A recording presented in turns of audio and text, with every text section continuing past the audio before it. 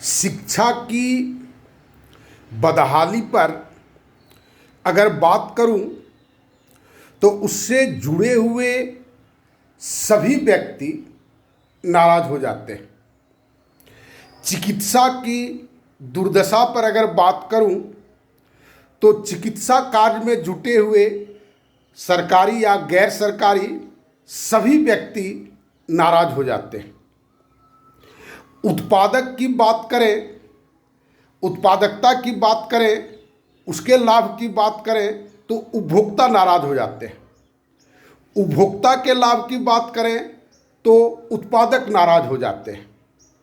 किसान के लाभ की बात करें तो कृषि से उत्पादित चीज़ों को खरीदने वाले लोग नाराज हो जाते हैं। कहने का मतलब ये है कि इस समाज में कितना अंतर विरोध है और कितना स्पष्ट दिखाई पड़ता है ये अंतर विरोध। अगर बेरोजगारी की बात करें तो सरकारें नाराज हो जाती हैं, भ्रष्टाचार की बात करें तो सरकारें नाराज हो जाती हैं, और सरकार अगर नाराज होती है तो इस पर बात करने वाले लोगों को बड़ी भयानक मूल्य चुकाना पड़ता है। पड़ा है, आज भी पड़ता है, और उसी के भय से लोग समाज की बात नहीं करते हैं, ये आगे बढ़ने के लिए तैयार नहीं होते हैं, वही भय है।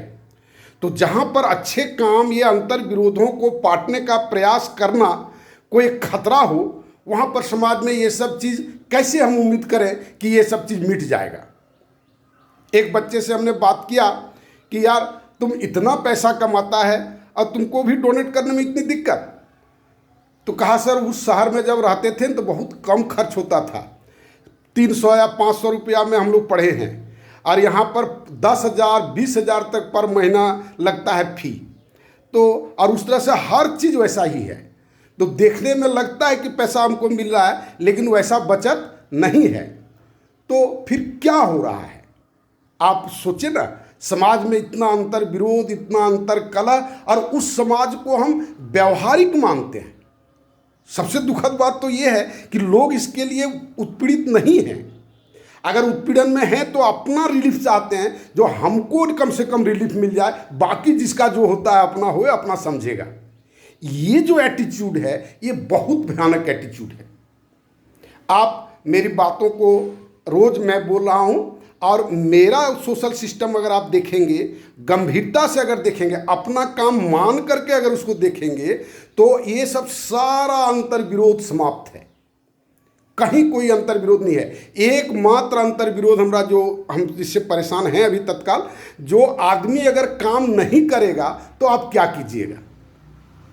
ये मॉरलिटी जब तक इस समाज में जीता हुआ लोग है तब तक ये रहेगा, लेकिन हमारे स्कूल से निकलने वाला जो बच्चा होगा उसमें ये मॉरलिटी नहीं रहेगी।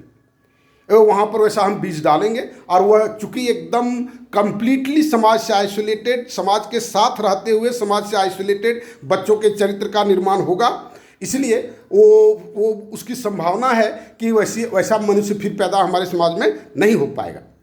तो जो भी हो, एक प्रयोग करने में तो हिम्मत लोगों को जुटानी ही चाहिए। एक प्रयोग तो करें, एक छोटा सा गांव लेकर के, जहां पर बहुत ज़्यादा अव्यवस्था, मतलब गरीबी हो, लोग काम करते हों, अभाव में जीते हों, कम से कम इतना हिम्मत तो करें। धन्यवाद। आप मेरे वीडियो को देखें और लोगों के बीच में फैलाएं, इसको फॉरवर्ड करें। एक एक करके लोग सब्सक्राइब करते हैं, पता नहीं सब्सक्राइब क्या होता है, नहीं होता है, कैसा होता है। तो देखते हैं कि सब्सक्राइबर की संख्या धीरे धीरे करके, बहुत सोच विचार करके, ये गो आध गो 8 दिन में 10 दिन में ये स्थिति है समाज के बारे में, हम लोगों का चिंतन के बारे में। धन्यवाद।